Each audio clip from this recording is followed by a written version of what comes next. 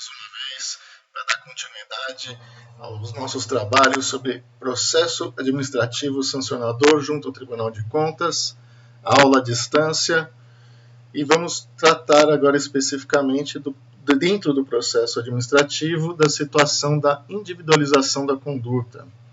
Coloquei aqui algumas imagens mostrando que, independente do todo, cada um deve ser processado e responsabilizado por aquilo que praticou dentro do processo e dentro do ato envolvido sob análise do Tribunal de Contas.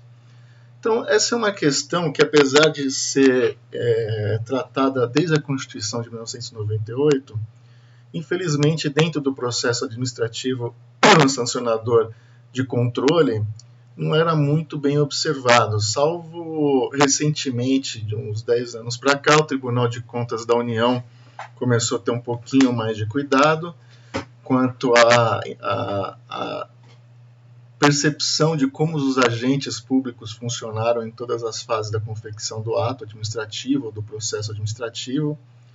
Daria alguns exemplos aqui um pouco mais adiante, mas é uma garantia que vem estabelecida desde 88, de que a pena não poderá passar da pessoa do seu condenado e também que cada um responde por aquilo que praticou. Então, qual que é o grande problema hoje dentro da concepção de contas, né?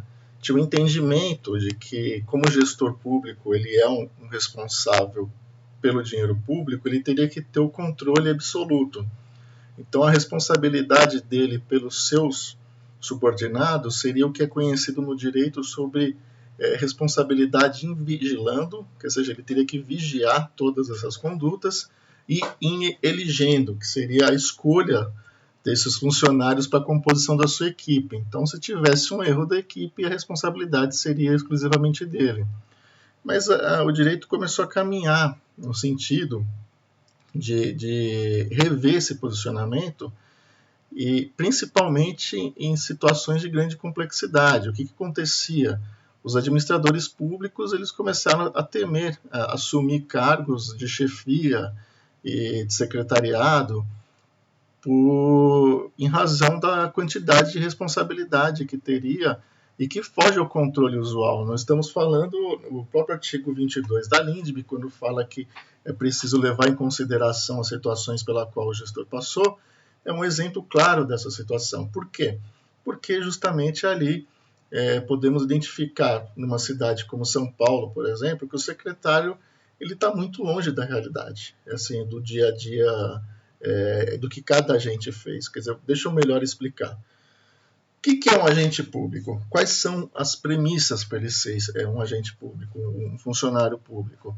Ele funciona sobre duas bases muito bem sólidas, que é a legitimidade e a legalidade de seus atos. Então, quer dizer, presume que ele tem competência para estar fazendo aquilo e aquilo que ele fez é verdadeiro.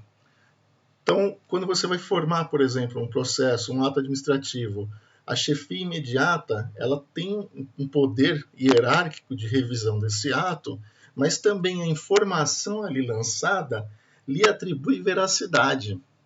Então, o fiscal que vai lá medir a entrega de uma obra e atesta para o seu chefe que a obra foi entregue, numa cidade como São Paulo, não dá para você exigir do chefe dele ir até o local da obra para verificar se realmente ele fez certo. Estamos falando centenas de processos semanais, um volume de pagamento enorme. Então, foi necessário rever essas atribuições e a LINDB ela veio em boa hora justamente para lembrar os julgadores dessas garantias processuais, constitucionais que sempre existiram, mas que pareciam um pouquinho esquecida na aplicação do dia a dia. Então, aqui eu destaco o texto constitucional, vocês vão ter acesso a esses slides e vão poder estar revendo. Mas a grande ideia é essa, assim, a necessidade de você, dentro de uma situação prática do dia a dia, poder pensar ali todos os agentes e a punição cair sobre cada conduta individualizada. Então, se o choque administrativo, né, se a grande irregularidade causada foi em função de uma premissa que alguém lançou lá atrás, por exemplo, uma pesquisa de preço numa licitação, você não vai poder querer que o secretário responda por uma multa ou por uma ação de improbidade, por uma infração, às vezes até criminal, dependendo da situação, em função de que um agente público cometeu. É preciso ter muita preocupação com isso, e é isso que, graças a Deus, o Tribunal de Contas do município vem aplicando. A maioria dos tribunais de contas de Estado ainda vem começando a aplicar, já tem algum tempo também, e o Tribunal de Contas da União, forma um pouco mais antiga, também aplica. Porém, eu tenho uma crítica construtiva, né, à maioria dos tribunais de contas, que eles ainda colocam o gestor público sobre essa responsabilidade em elegendo e em vigilando, que seria da escolha e da fiscalização, o que eu acho um pouco desarrazoado, em função da complexidade que envolve as contratações públicas e das garantias e das prerrogativas que cada agente que trabalha na administração pública detém, legalidade e legitimidade. Então, exemplificando, no Tribunal de Contas do município, já tem algumas decisões recentes, né, eu destaco aqui algumas delas, em que essa prerrogativa ela é muito bem destacada. O conselheiro João Antônio, inclusive, tem alguns livros escritos sobre o tema, do quais eu recomendo. No final eu vou deixar toda uma série de livros que eu acabo indicando, e nas obras dele, de maneira muito bandeirante, ele acabou trazendo a discussão, inclusive as colocando em prática. Um exemplo prático. Dentro de um processo de licitação, na modalidade de concorrência, temos a fase interna, por exemplo. A etapa 1 seria a identificação da demanda. E aí o gestor público, ordenador de despesa, seria o responsável por essa identificação. Que seria só a atribuição, precisa justificar a contratação. Né? Por que eu estou querendo contratar, por que eu estou querendo licitar.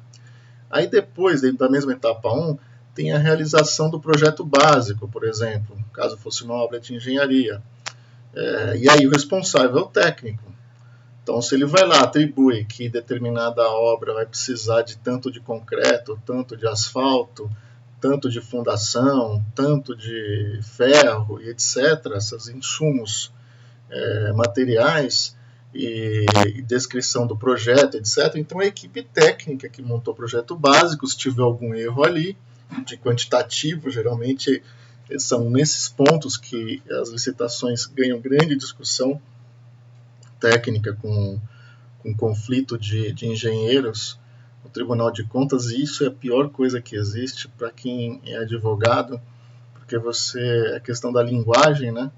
Vem o técnico do tribunal, te fala uma coisa, vem o técnico da prefeitura, te fala outra, você acha que os dois têm razão. E o problema maior é você conseguir depurar, né? Depois a gente vai ver que daqui a pouquinho um instrumento criado no Tribunal de Contas, que é a mesa técnica, que ajuda muito nessa discussão. Mas aqui o que interessa é demonstrar quem seria o responsável dentro de uma análise de individualização da conduta. Então, o projeto básico seria o técnico. Na etapa 2, fontes do recurso, que você é obrigado também a indicar no processo de licitação, aí seria o ordenador de despesa, porque ele tem que, dentro do processo de contabilidade pública, indicar de onde ele vai tirar esse recurso, se esse recurso existe, etc. Então, essa responsabilidade é sim do ordenador, exclusivamente. Aí, numa etapa 3, da fase interna de licitação ainda. Então, podemos colocar uma indicação de quem vai trabalhar, capacidade técnica, qualificação técnica e econômica, regularidade fiscal. Na hora de você montar um edital, né, quando você vai atribuir as necessidades de comprovação técnica, de qualificação técnica, de regularidade fiscal, isso são os técnicos, os agentes públicos que trabalham no órgão. Então, não é o secretário que vai sentar lá diante de uma determinada demanda e vai ficar lá atribuindo quem é quem, como é que deveria ser feito.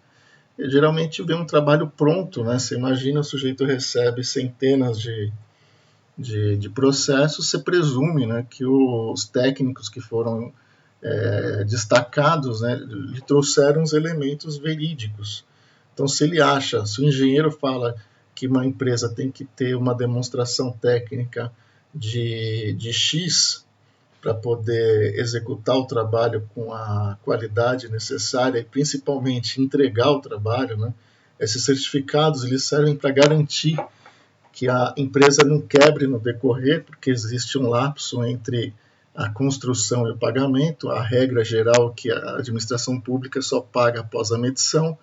Então, quer dizer, a empresa tem que ter um suporte econômico para aguentar a realização das etapas, por isso que é exigido a qualificação econômica, e a qualificação técnica para verificar se ela tem a expertise necessária para estar realizando uma obra, um serviço daquela desenvoltura que o edital está pedindo. E quem atribui isso, né, geralmente, são os técnicos internos, os engenheiros, os administradores públicos, os agentes públicos que trabalham nessa fase interna do processo. Uma etapa 4, a designação da comissão de licitação. Quem designa a comissão?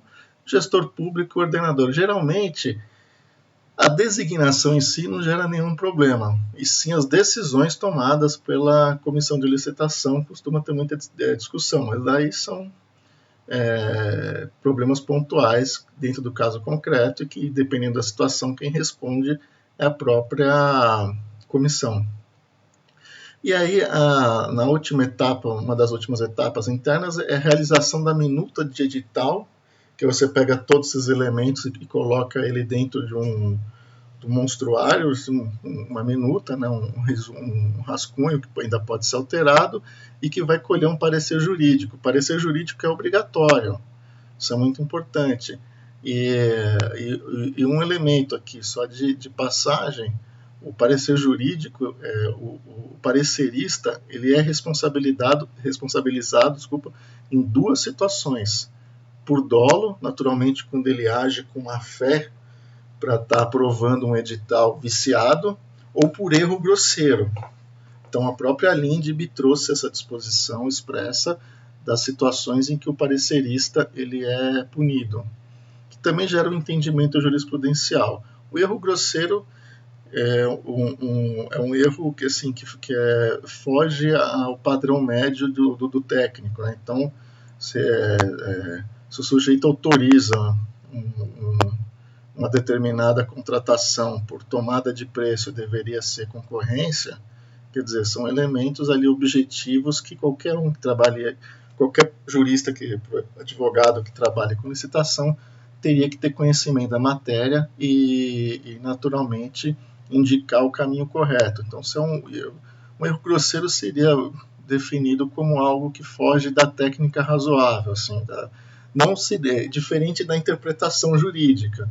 Quando você tem uma discussão legislativa, de interpretação de um caso difícil, em que pode, assim, doutrinadores têm posições diferentes, jurisprudência tem posições diferentes, que leva, de fato, a uma dificuldade interpretativa, e aí você não pode responsabilizar, naturalmente, o parecerista por isso. Mas só nessas duas situações que o parecerista, dentro da individualização da conduta, pode ser punido, que é no dolo, quando ele age intencionalmente para fraudar, ou quando ele comete um erro grave. Então, na fase externa da licitação, publicação do edital, a obrigação é do gestor público ordenador cuidar disso, em que pese na prática também é um agente que vai lá cuidar das questões burocráticas, de você fazer o lançamento desses insumos, né, do material, colocar no site da prefeitura, carregar o edital, carregar os anexos, deixar todo o procedimento apto para quem quiser participar, fazer download, publicar nos jornais de grande circulação. Essa questão do jornal de grande circulação ainda já é mitigado hoje em dia em função da internet, né, que todo mundo acaba tomando conhecimento pela internet, mas de toda forma ainda existe a norma e ainda existe uma formalidade necessária a ser cumprida. E agora, essa divulgação do edital, né, que seria uma fase segunda, já cabe à comissão de licitação e ao gestor também. Então, seria a garantia de que você está disponibilizando o edital. Muitas vezes acontece na prática, a gente pega no tribunal no dia a dia, a prefeitura publica lá que é determinada licitação, o edital pode ser baixado no endereço X e seus anexos, você vai lá, o próprio agente fiscalizador, auditor, tenta às vezes baixar e não consegue porque há uma falha no sistema da prefeitura. Então, geralmente é facilmente corrigido, mas você tem que restituir o prazo. Isso é importante. Se passou 1, 2 dias, tem que ser republicado muitas vezes em função da necessidade do prazo de publicidade. Então, essa observação do prazo da divulgação do edital, ela é de responsabilidade da comissão. Por quê? Porque a correção de algum elemento que afete, por exemplo, a composição do preço, a restituição do prazo tem que ser integral. Se for algo formal, pode ser até metade. Então, você tem algumas regras dentro da lei de licitação que precisam ser verificadas, então a comissão e o gestor precisam tomar cuidado com essa questão da divulgação para garantir essa publicidade. Aí, por exemplo, uma terceira etapa, recebimento dos envelopes, no caso de uma concorrência. Se tiver algum problema durante a fase de licitação, diante disso, tem uma regra especial, os envelopes têm que ser lacrados, assinados, conter. Geralmente o edital até apresenta um modelo de como é que tem que ser feito, o que tem que estar escrito. Então, se tiver alguma falha nesse sentido e prejudicar o bom andamento do certame, a comissão de licitação responde. Uma outra situação, abertura e classificação da proposta, análise de habilitação, por exemplo. A comissão também responde se tiver algum erro, alguma falha em função disso. E às vezes acontece, né? Você acaba habilitando ou desabilitando empresas sem ter uma forma equânime de análise. Então, algumas você acaba deixando passar, mesmo que não tenham uma forma muito transparente a documentação, e outras acabam sendo imediatamente retiradas. E você, em algumas situações, tem possibilidade de diligência para tirar dúvida, tem que otorgar prazo. Então, existe ali um procedimento que, se tiver uma falha de análise, os membros da comissão podem ser responsabilizados individualmente em função dessa situação. E dentro dessa questão da classificação, naturalmente, cabem os recursos, e também nessa fase de análise de recurso, o recurso hierárquico superior pode também recair sobre a comissão e aí o ordenador de despesa, porque ele também, nessa fase recursal, ele acaba tendo que analisar as falhas que foram indicadas. Então, se a falha perpetuar em função dessa revisão recursal, o gestor pode passar a ser incluído como um dos responsáveis. Aí a apreciação do resultado, em que pese a comissão de licitação tecer uma observação, uma descrição do que foi o certame, quem acaba, de certa forma, quem acaba decidindo no final é o gestor ordenador. Tudo bem, o processo já chega pronto nessa fase, né, já chega com todas as questões analisadas pela comissão, ele seria mais um ato declaratório, mas algumas vezes pode gerar alguns debates, algumas situações que, no caso concreto, você classifica, por exemplo, uma segunda colocada, você deixa de observar uma determinação do tribunal de paralisação do certame, isso já aconteceu, aí você vai lá e acaba adjudicando o certame sem estar com essa autorização expressa. Algumas situações peculiares diante do caso concreto podem envolver o gestor e o ordenador na apreciação do resultado. Agora vamos falar da tramitação processual no TCM quanto às provas. Então, aqui, pegando esse gancho da individualização da conduta, então o relatório vai lá e tem que descrever como cada um participou e como cada agente público funcionou nesse processo, por exemplo. Então, eles vão ser intimados para estar apresentando as suas defesas, e aí você tem algumas garantias de prova, como é que eles vão provar que eles estavam certos ou errados. E aqui uma peculiaridade no Tribunal de Contas, que eu acho que já falei lá atrás, mas é sempre bom reprisar, ocorre o que mais ou menos no processo chamamos de inversão do ônus da prova. Não é bem inversão, porque assim, o gestor público, o agente público, ele tem a obrigação legal, o dever de demonstrar o que ele fez com o dinheiro público. Então não adianta simplesmente informar de que a auditoria não apresentou elementos mínimos. Quando você está num processo penal ou num processo civil, a questão do ônus da prova é de quem acusa. Então você pode, uma tese de defesa num processo criminal, é justamente argumentar de que o promotor, o agente de acusação, não trouxe elementos que comprovassem aquela tese dele. No processo controlador é diferente. O fiscal, o auditor, ele pode simplesmente chegar na prefeitura e solicitar a documentação e ir além. O tribunal pode requerer de que o gestor preste suas contas. Você tem um processo de tomada de contas, por exemplo, que é justamente isso, a forma de você provocar o gestor a ir apresentando os elementos passo a passo de como ele realizou aquele gasto público. E aí, essa questão da prova, ela acaba sendo uma garantia para o gestor dentro do processo administrativo sancionador, mas também, assim, sempre lembrando, a obrigação é dele de demonstrar. Então, vamos lá, o artigo 124, ele fala que é critério do relator, a instrução processual tem que ter essas documentações necessárias, todo o processo deve ser formado uma análise de uma contratação, de uma licitação, tem que ter o edital, tem que ter os anexos, tem que ter a análise do processo administrativo, se as pesquisas foram realizadas, como é que chegaram nos valores, como é que chegou no preço médio, como é que chegaram na formação do projeto básico, a quantidade de insumos e etc. Então, esses elementos mínimos têm que estar dentro do processo de análise, e por isso que passamos para aquela fase, né? O artigo da formação do relatório prévio, para você intimar a origem, para ela apresentar também documentações para garantir que o parecer final, né, o relatório definitivo, contenha todos os elementos necessários que o gestor tem que oferecer para a formação do processo e da garantia mínima da instrução. Outro elemento que pode ser utilizado, que é a inspeção pessoal efetivada pelo conselheiro ou funcionário por ele designado.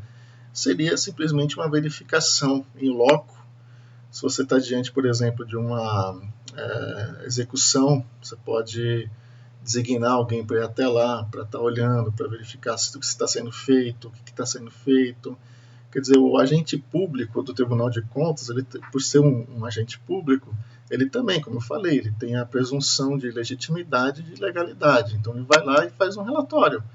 Vim aqui, constatei a situação X, Y, Z, então por isso ele só relata, né? Sempre quem vai fazer a somatória de ponderação sobre esse relatório, sobre essa argumentação, é o conselheiro, que vai pesar diante do caso concreto. Então, cabe esse agente, né, dentro dessa inspeção, simplesmente relatar o que foi constatado. Os dados de relatório de auditoria, naturalmente, fazem parte da composição da instrução processual, inclusive um dos principais meios, né, que é o depoimento pessoal das partes, ele geralmente é muito dispensável. A prova testemunhal em si e o depoimento pessoal acaba sendo inutilizado em função do princípio do processo contábil público de documentação, instrumentalização dos atos, chama. Então, quer dizer, todo gasto público, obrigatoriamente, ele tem que ser documentado. Então, dificilmente existirá num processo administrativo, num sistema de gestão, qualquer elemento que necessite de uma prova testemunhal. Eventualmente, num caso concreto, a gente pode até imaginar, assim, da necessidade de estar ouvindo, mas aí, assim, precisaria fazer um esforço fático aqui para a gente imaginar uma situação, talvez numa análise de entrega de material, ver se o material foi entregue ou não, se restou alguma dúvida, mas aí também, assim, o que vale você pode, assim, naturalmente precisar dessa testemunha, mas em 99% dos casos o que vale é o princípio da instrumentalidade das formas, e por isso a prova documental no caso de gasto público ela passa a ser essencial e acaba, de certa forma, sendo o único meio de instrumento do processo. Outra coisa, juntada de documentos. Aqui é muito importante esse debate. O documento ele tem que ser apresentado no processo durante a instrução. Mas dentro do direito existe uma concepção do que seria o documento novo. Então, algo que altera a relação processual e, inclusive, altera o julgamento. E dentro do processo administrativo sancionador vigora o princípio da informalidade. Então, o documento, mesmo que não foi juntado em nenhuma das fases, mas foi descoberto depois, novo, não precisa necessariamente ser confeccionado dali para frente. Pode ser um documento antigo, de 10 anos atrás, ele só não foi juntado ao processo e não foi analisado sob essa perspectiva. Inclusive, em fase recursal, dentro do processo administrativo sancionador do TCM, é possível a juntada de novos documentos. O novo, nesse sentido, é documento que deixou de ser, que não foi levado ao processo, não chegou a ser analisado, e por isso ocasionou um prejuízo à parte que pode naturalmente mudar o entendimento dos conselheiros.